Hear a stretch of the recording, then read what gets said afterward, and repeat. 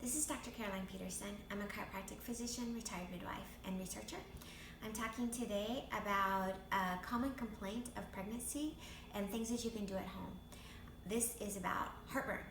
So heartburn is that terrible feeling of burning that you get in the chest. And it's not uncommon for people to experience during pregnancy, especially going forward into the second and third trimesters.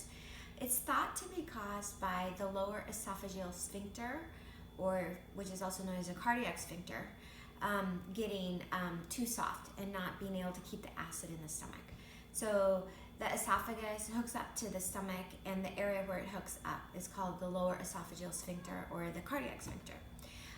That tone is controlled in part by the autonomic nervous system, and it's controlled in part by the hormones that are in the body. So progesterone has a softening effect on everything, and so some people think that with the increase in progesterone, then you're going to have more softness in the valves in the body, and there'll be more reflux, more acid going up. The other idea is that if the autonomic nervous system is not well toned, then you're gonna lose some of the control in the sphincters. And so pregnancy in a way is a state of high stress because you're making a person, you have a competing immune system inside of your body, you're putting on weight really fast, so all these things can be stressful. And so that can make a shift over to sympathetic dominance, or at least more sympathetic activity in the autonomic system. So what people will do a lot of times is take Tums. Sometimes they'll even go so far as to take a proton pump inhibitor and things like that. If people want to stay away from that, a lot of times they'll take bromelain or papain or something like that. But those things are not really dealing with the underlying issue.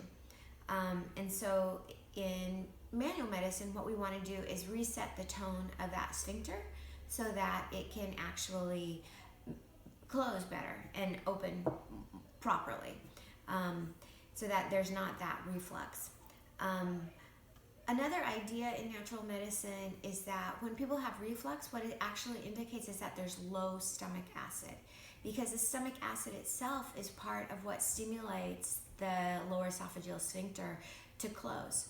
And so what we do a lot of times in natural medicine is actually the opposite of what they do in biomedicine, which is to give more acid and to have that stimulate the sphincter to stay closed when it's supposed to be closed. The problem with giving the Tums and other types of antacids, proton pump inhibitors, and so forth, is that we really need an acid stomach to be able to break down B vitamins, iron, protein, and things like that women need so desperately in pregnancy.